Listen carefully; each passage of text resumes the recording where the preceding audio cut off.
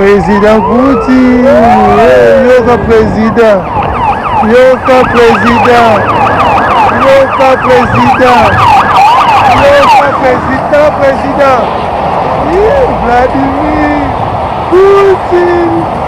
Yeah. C'est ça la magie, le Konjamboka, 1 heure du temps. C'est ça la magie. Ça la magie a dit. Enfin.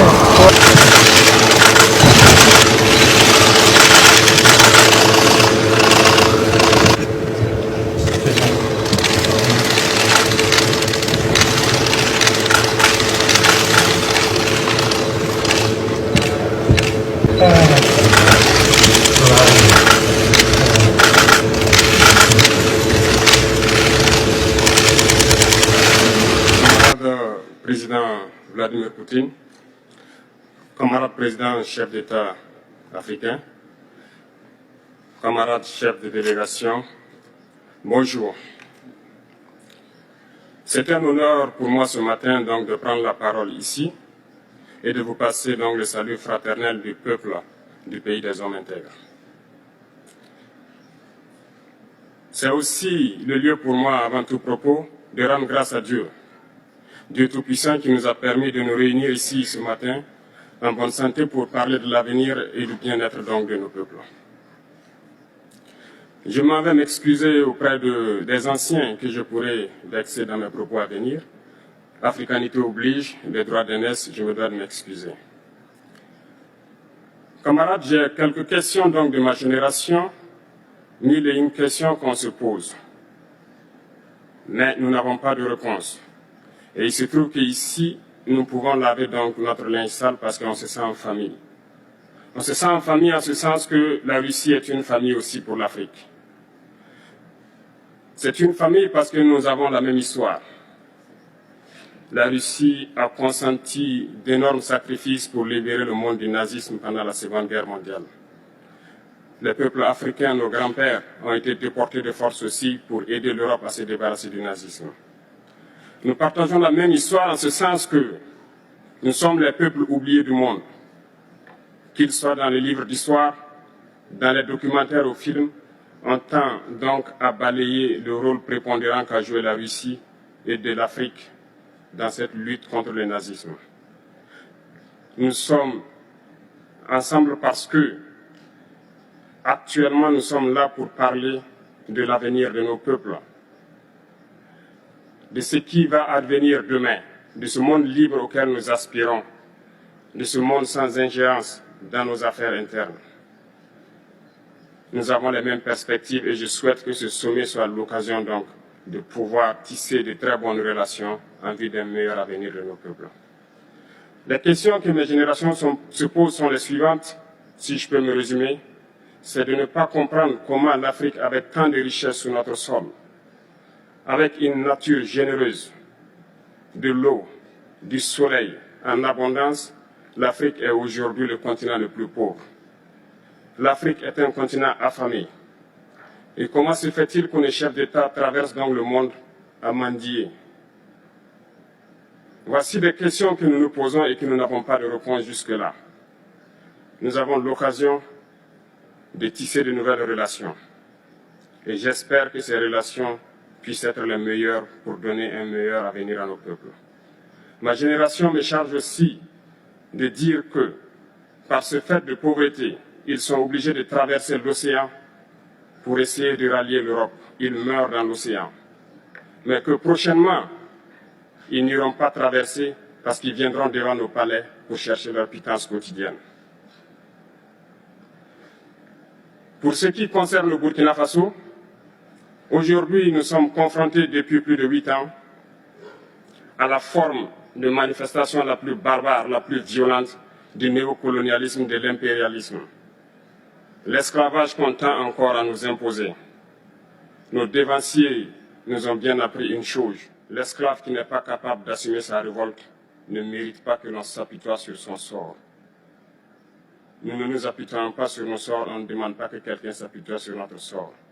Le peuple burkinabé a décidé de lutter contre l'île terroriste en mesure de relancer son développement. Dans cette lutte, des vaillants peuples, des vaillantes populations se sont engagés à prendre les armes face au terrorisme, ceux que nous avons affectueusement appelés les VDP, des volontaires. Nous sommes surpris de voir les impérialistes traiter ces VDP de milices et de tout type. C'est décevant, parce qu'en Europe, lorsque des peuples prennent les armes pour défendre leur patrie, on les traite de patriotes. Nos grands-pères ont été déportés pour sauver l'Europe. Ce n'était pas avec leur consentement, contre leur gré. Et bien au retour, on se rappelle bien qu'à Tiaroy, lorsqu'ils ont voulu revendiquer leurs droits élémentaires, ils ont été massacrés. Cela ne fait rien donc. Lorsque nous, peuple, nous décidons de nous défendre, on nous traite de milices. Mais là n'est pas le problème. Ce qui est le problème, c'est de voir des chefs d'État africains qui n'apportent rien à ces peuples qui se battent, mais qui chantent la même chose que les impérialistes en nous traitant de milices, en nous traitant donc d'hommes qui ne respectent pas les droits de l'homme. De quels droits de l'homme parle-t-on? Nous nous offusquons contre cela et c'est honteux. Il faut que nous, chefs d'État africains, nous arrêtons de nous comporter donc en marionnettes qui dansent à chaque fois que les impérialistes tirent sur les ficelles. Hier, le président Vladimir Poutine a annoncé donc l'envoi des céréales en Afrique. Nous sommes bien contents. Nous lui disons merci pour cela. Mais aussi, c'est un message passé à nous, chefs d'État africains, parce qu'au prochain forum, nous ne devrons pas venir ici sans avoir assuré, pour ceux qui ne connaissent pas la guerre, l'autosuffisance alimentaire de nos peuples. Nous devons prendre l'expérience de ceux qui ont pu déjà atteindre cela en Afrique, tisser de bonnes relations ici et tisser de meilleures relations avec la Fédération de Russie pour pouvoir assouvir les besoins de nos populations. Je ne serai pas peut-être long, le temps est imparti et très court. Nous sommes obligés de nous arrêter à un moment donné. Mais je voudrais terminer en disant que nous devons donc rendre hommage à nos peuples qui se battent. Gloire à nos peuples, dignité à nos peuples, victoire à nos peuples. La patrie ou la mort, nous vaincrons. Merci, camarades. Bonjour. C'est un honneur pour moi ce matin donc de prendre la parole ici et de vous passer donc le salut fraternel du peuple du pays des hommes intègres. C'est aussi le lieu pour moi, avant tout propos, de rendre grâce à Dieu, Dieu Tout-Puissant qui nous a permis de nous réunir ici ce matin en bonne santé pour parler de l'avenir et du bien-être donc de nos peuples. Je m'en vais m'excuser auprès des anciens que je pourrais vexer dans mes propos à venir. L'africanité oblige, les droits d'aînesse, je me dois de m'excuser. Camarades, j'ai quelques questions donc de ma génération. Mille et une questions qu'on se pose. Mais nous n'avons pas de réponse. Et il se trouve qu'ici, nous pouvons laver donc notre linge sale parce qu'on se sent en famille. On se sent en famille en ce sens que la Russie est une famille aussi pour l'Afrique. C'est une famille parce que nous avons la même histoire. La Russie a consenti d'énormes sacrifices pour libérer le monde du nazisme pendant la Seconde Guerre mondiale. Les peuples africains, nos grands-pères, ont été déportés de force aussi pour aider l'Europe à se débarrasser du nazisme. Nous partageons la même histoire en ce sens que nous sommes les peuples oubliés du monde. Qu'ils soient dans les livres d'histoire, dans les documentaires ou films, on tend donc à balayer le rôle prépondérant qu'a joué la Russie et de l'Afrique dans cette lutte contre le nazisme. Nous sommes ensemble parce que actuellement nous sommes là pour parler de l'avenir de nos peuples, de ce qui va advenir demain, de ce monde libre auquel nous aspirons, de ce monde sans ingérence dans nos affaires internes. Nous avons les mêmes perspectives et je souhaite que ce sommet soit l'occasion donc de pouvoir tisser de très bonnes relations à l'avenir de nos peuples. Les questions que mes générations se posent sont les suivantes, si je peux me résumer, c'est de ne pas comprendre comment l'Afrique, avec tant de richesses sur notre sol, avec une nature généreuse, de l'eau, du soleil en abondance, l'Afrique est aujourd'hui le continent le plus pauvre. L'Afrique est un continent affamé. Et comment se fait-il que les chefs d'État traversent donc le monde à mendier? Voici des questions que nous nous posons et que nous n'avons pas de réponse jusque-là. Nous avons l'occasion de tisser de nouvelles relations. Et j'espère que ces relations puissent être les meilleures pour donner un meilleur avenir à nos peuples. Ma génération me charge aussi de dire que, par ce fait de pauvreté, ils sont obligés de traverser l'océan pour essayer de rallier l'Europe. Ils meurent dans l'océan. Mais que prochainement, ils n'iront pas traverser parce qu'ils viendront devant nos palais pour chercher leur pitance quotidienne. Pour ce qui concerne le Burkina Faso, aujourd'hui nous sommes confrontés depuis plus de 8 ans à la forme de manifestation la plus barbare, la plus violente du néocolonialisme, de l'impérialisme. L'esclavage qu'on tend encore à nous imposer. Nos dévanciers nous ont bien appris une chose. L'esclave qui n'est pas capable d'assumer sa révolte ne mérite pas que l'on s'apitoie sur son sort. Nous ne nous apitoyons pas sur nos sorts, on ne demande pas que quelqu'un s'apitoie sur notre sort. Le peuple burkinabé a décidé de lutter contre les terroristes en mesure de relancer son développement. Dans cette lutte, des vaillants peuples, des vaillantes populations se sont engagées à prendre les armes face au terrorisme. Ceux que nous avons affectueusement appelés les VDP, des volontaires. Nous sommes surpris de voir les impérialistes traiter ces VDP de milices et de tout type. C'est décevant, parce qu'en Europe, lorsque des peuples prennent les armes pour défendre leur patrie, on les traite de patriotes. Nos grands-pères ont été déportés pour sauver l'Europe. Ce n'était pas avec leur consentement, contre leur gré. Et bien au retour, on se rappelle bien qu'à Tiaroy, lorsqu'ils ont voulu revendiquer leurs droits élémentaires, ils ont été massacrés. Cela ne fait rien donc. Lorsque nous, peuple, nous décidions de nous défendre, on nous traite de milices. Mais là n'est pas le problème. Ce qui est le problème, c'est de voir des chefs d'État africains qui n'apportent rien à ces peuples qui se battent, mais qui chantent la même chose que les impérialistes en nous traitant de milices, en nous traitant donc d'hommes qui ne respectent pas les droits de l'homme. De quels droits de l'homme parle-t-on? Nous nous offusquons contre cela et c'est honteux. Il faut que nous, chefs d'État africains, nous arrêtons de nous comporter donc en marionnettes qui dansent à chaque fois que les impérialistes tirent sur les ficelles. Hier, le président Vladimir Poutine a annoncé donc l'envoi de céréales en Afrique. Nous sommes bien contents. Nous lui disons merci pour cela. Mais aussi, c'est un message passé à nos chefs d'État africains. Parce qu'au prochain forum, nous ne devrons pas venir ici sans avoir assuré, pour ceux qui ne connaissent pas la guerre, l'autosuffisance alimentaire de nos peuples.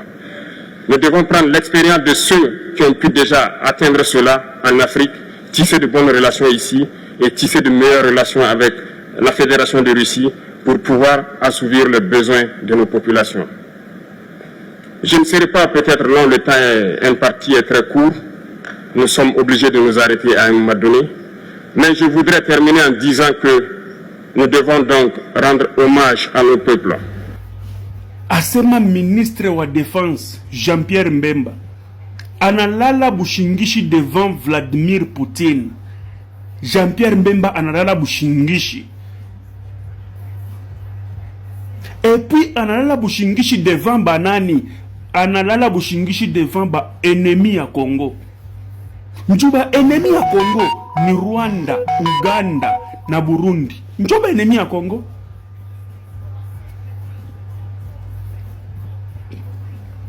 Analala bushingishi devant ba Ugandais. Analala bushingishi. Asema ministre de la Défense. Quel ministre de la Défense? Chilombo, mavia mamako. Jean-Pierre Mbemba, mavia mamako.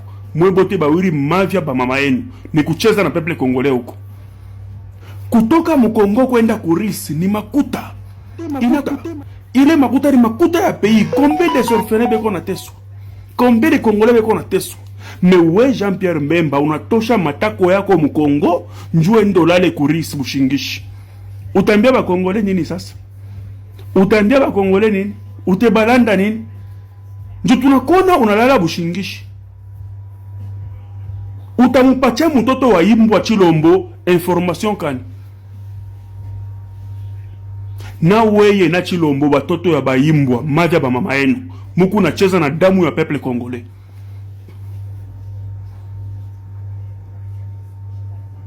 Jean-Pierre Mbemba na president wa Uganda, mkubwa ni nani?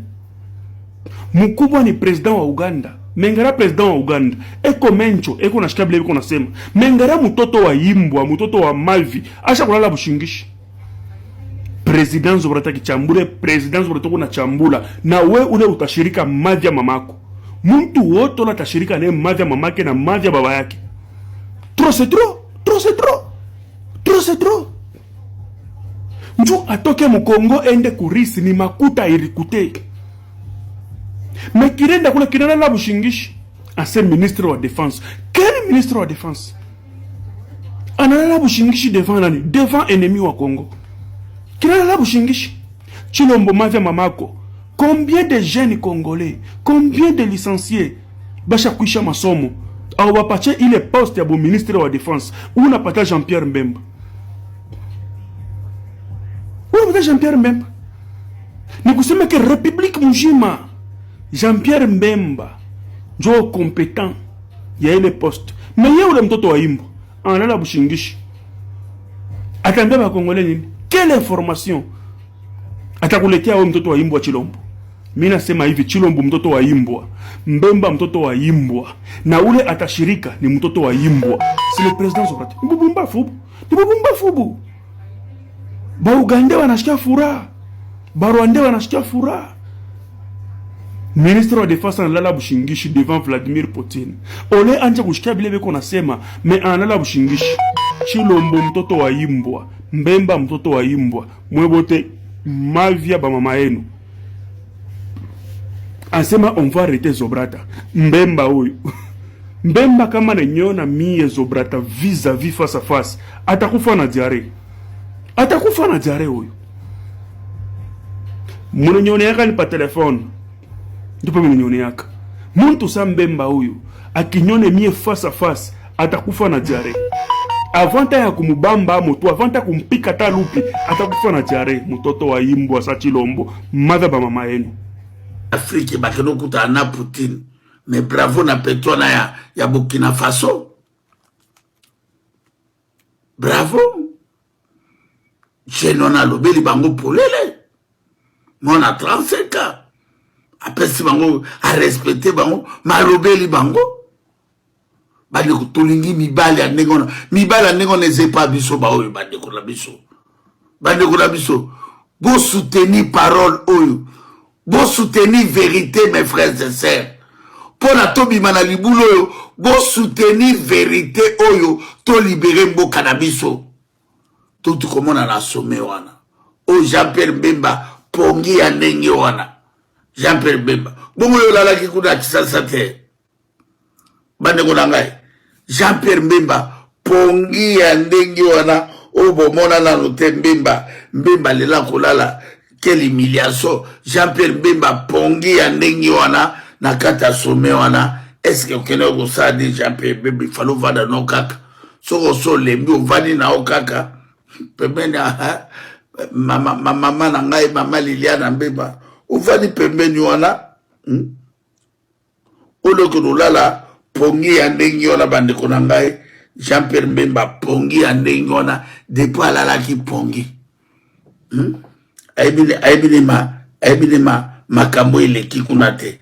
Jean-Pierre Mbemba pongi ya ndenge wana bande konangai tokosuka wapi na makambo yu euti kuleka na mboka na biso bande konangai makambo ezoleka na mboka na biso tokosuka wapi.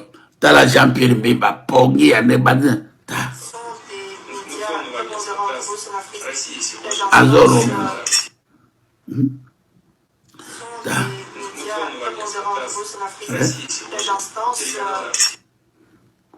Jean-Pierre Mbemba so ko le vandi oh là là bateau kaba caméra plein pongi satani sokutu ya Yoweri Museveni à l'alité bande konangai Jean-Pierre Mbemba pongi ya ndenge wana atabino moko na mona nano pongi ya ndenge wana te bande konangai bazobo mabato esekenda Félix Tshilolo a fait la démonstration n'a militaire au Yazui. La Libye, on n'a pas respecté la souveraineté d'un peuple, et ça, c'est une erreur. D'accord, merci d'avoir reconnu ça. Et si vous reconnaissez ça, vous allez voir que ce qui se passe au Sahel n'est que les conséquences de cette intervention. Donc, vous êtes au Sahel pour corriger l'erreur que vous avez commise en Libye, et en corrigeant ces erreurs, vous êtes en train de commettre d'autres erreurs. Monsieur le Président, je vous rappelle que l'intervention militaire étrangère n'a jamais réglé un problème. La Libye, elle est comment aujourd'hui? L'Afghanistan, c'est comment aujourd'hui?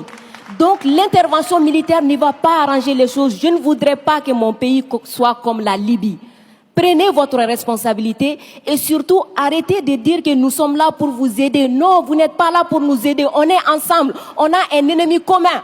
On le combat ensemble. Et pour finir, ces sorties des ces derniers jours entre vous et les autorités maliennes, c'est juste une honte. Parce que c'est une honte. Vous avez le même ennemi et l'ennemi, il est grandi.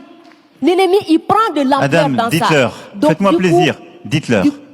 Du coup, arrêtez ça. Arrêtez ces discours paternalistes. Dire que nous allons vous aider, Non, nous n'avons pas besoin d'aide. Nous avons besoin de coopération. Nous avons besoin de partenariat. Et nous sommes liés par l'histoire, mais nous sommes liés par les dangers. Nous sommes liés par les défis. Mais je suis 100% d'accord avec ce que vous venez de dire. Mais après, vous pouvez pas me dire, vous pouvez pas couvrir les propos inacceptables qui ont été tenus par des gens qui, eux, n'ont ni la légitimité ni la légalité pour eux. Or, ils ont tenu des propos inacceptables. Non, mais je vous le dis. Et vous pouvez pas me dire, on doit avoir un dialogue équilibré, réciproque, et me dire, dès que je vous parle avec le cœur et que je vous dis la vérité, je serai paternaliste. Je suis pas paternaliste, je suis sincère. J'ai droit à la même sincérité que vous. Me demandez pas, dès que je dis la vérité, je serai paternaliste. On va jamais s'en sortir. Vous me dites la vérité avec votre cœur, vous me prenez à partie, vous me bousculez. J'ai le droit de vous dire ma vérité aussi. C'est pas du paternalisme, c'est de la sincérité. Ok, Monsieur le Président, non, juste pour dire que la sincérité n'exclut pas la courtoisie, la sincérité. Mais je suis n'exclut courtois pas comme le vous l'êtes respect. avec moi, madame. Oui. Nous sommes courtois les uns. Je suis carrément d'accord avec vous, Monsieur le Président. C'est juste vous dire que j'adore votre sincérité, mais elle n'exclut pas le respect, elle n'exclut pas la courtoisie. Je pense que nous avons l'un et l'autre, là dans le débat, une très grande courtoisie. Absolument. Et on fait la démonstration qu'il n'y a pas de paternalisme, il n'y a pas d'agressivité, il y a une vraie sincérité, mais il n'y a pas de tabou. Et ce que vous avez décrit sur ce qu'on fait au Sahel, c'est exactement ça. Moi, je ne pense pas que l'intervention militaire soit l'alpha et l'oméga. Je pense le contraire. Et donc, le problème que vous avez aujourd'hui, c'est qu'il y a une autorité de transition qui dit « ils devraient rester là militairement, parce qu'ils ne veulent pas faire le travail ». Nous,